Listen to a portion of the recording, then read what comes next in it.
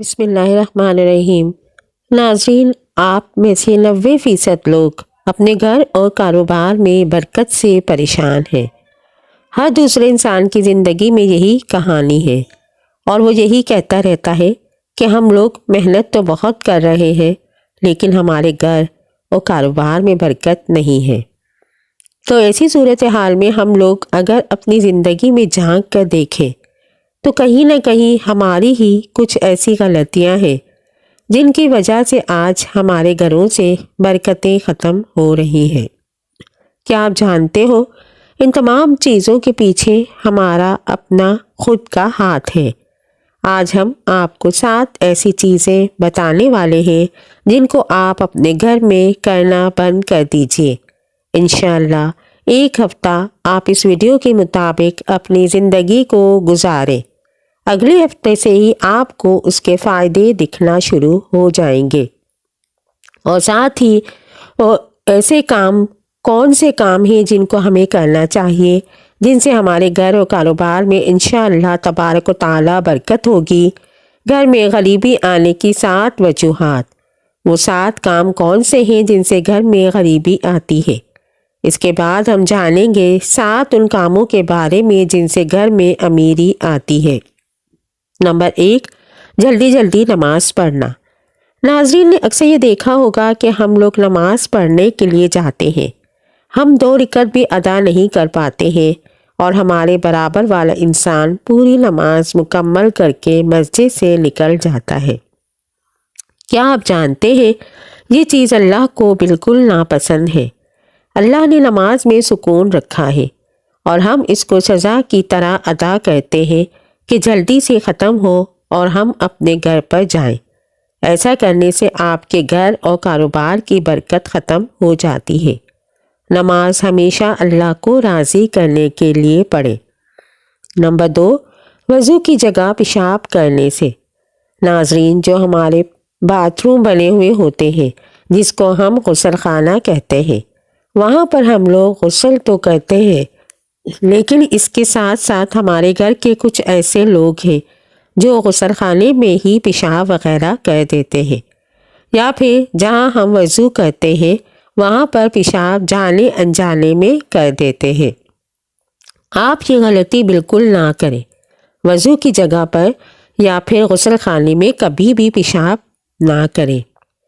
اور نمبر 3، کھڑے ہو کر پانی پینے سے۔ تو جو شخص بھی کھڑے ہو کر پانی پیتا ہے گھر میں کبھی بھی برکت نہیں ہوتی۔ نمبر 4، منہ سے پھونک مار کر چراغ کو بجھانے سے۔ ناظرین، ایسا کرنے سے بھی آپ کے گھر میں نحوست آتی ہے، یعنی کہ بے برکتی آتی ہے۔ چراغ کو ہمیشہ ہاتھ کی ہوا سے بجھائیں۔ منہ کی ہوا سے بجھانے سے آپ کے گھر کی برکت ختم ہو جائے گی۔ نمبر 5، دانتوں سے ناخن کاٹنے سے۔ ہمارے گھر میں چھوٹے چھوٹے بچے ہوتے ہیں اور وہ دانتوں سے ناخن کاٹنا شروع کر دیتے ہیں، لیکن ہم لوگ ان چیزوں پر دھیان نہیں دیتے ہیں۔ وہ بڑے ہو کر جیسے ان کی عادت ہوتی ہے اسی طریقے سے اپنے ناخن کو دانتوں سے کاٹتے رہتے ہیں۔ ناخن کاٹنے سے بیماریاں تو آتی ہی ہیں، اس کے ساتھ ساتھ گھر میں نحوست بھی آتی ہے اور گھر سے برکت ختم ہو جاتی ہے۔ نمبر 6، دامن یا آستین سے منہ صاف کرنے سے۔ کبھی کبھی ہم کہیں باہر ہوتے ہیں، ہماری جیب میں رومال نہیں ہوتا ہے اور ہم لوگ منہ وغیرہ دھو لیتے ہیں اور اس کے بعد ہم آستین یا پھر دامن سے اپنے منہ کو پونچھ لیتے ہیں۔ یہ بھی ایک نحوست ہے۔ ایسا کرنے سے بھی آپ کے گھر میں بے برکتی آتی ہے اور اس طرح سے غریبی بہت زیادہ آتی ہے، تو آپ لوگ اس چیز سے بھی بچیں۔ نمبر 7، کھڑے ہو کر پیشاب کرنا۔ ناظرین، جب بھی ہم لوگ کہیں باہر گھومنے کے لیے جاتے ہیں تو جانے انجانے میں ہم لوگ کھڑے ہو کر پیشاب کر دیتے ہیں اور کبھی کبھی ہم پیڑ کے نیچے بھی پیشاب کر دیتے ہیں۔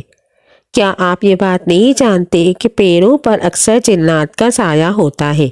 اگر ہم پیڑ کے نیچے پیشاب کرتے ہیں یا کھڑے ہو کر پیشاب کرتے ہیں اور اس پیڑ کے اوپر اگر جنات کا سایہ ہو تو برکت تو دور کی چیز ہے، آپ کی پوری نسلیں برباد ہو جائیں گی۔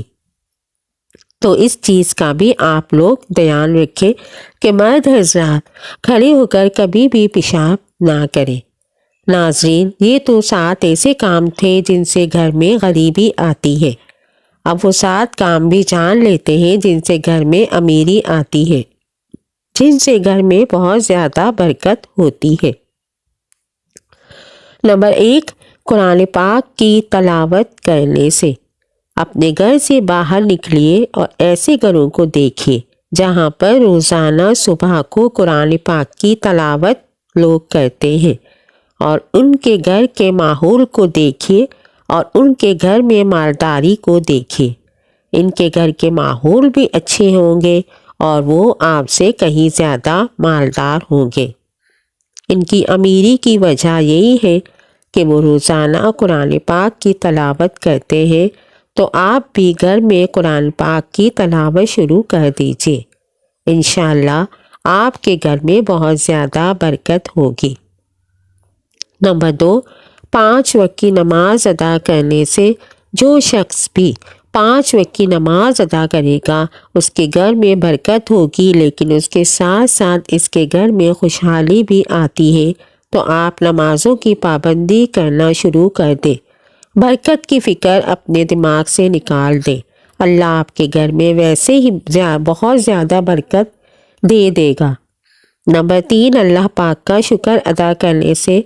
قرآن پاک میں اللہ تبارک و تعالیٰ نے ارشاد فرمایا، تم میرا شکر گزار بنو، تمہیں اس سے زیادہ دوں گا۔ تو اب جتنا اللہ کا شکر ادا کرتے رہو گے، اللہ پاک آپ کو اس سے دگنا اجر اس کا دیتا رہے گا، اور آپ کے گھر میں بہت زیادہ برکت بھی ہوگی۔ نمبر 4، غریب و مجبور لوگوں کی مدد کرنے سے۔ زکوٰۃ دینے سے۔ زکوٰۃ غریبوں کا حق ہے، اس کو آپ جتنا نکالو گے اتنا ہی آپ کے پیسے میں برکت ہوگی۔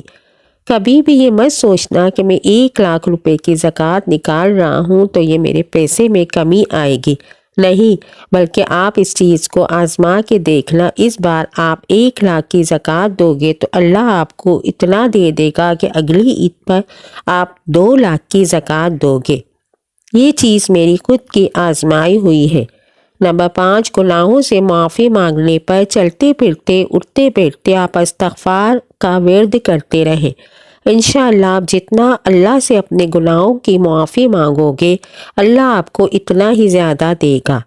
نمبر 6، ماں باپ رشتہ داروں سے اچھا برتاؤ یعنی کہ اچھا سلوک کرنے سے۔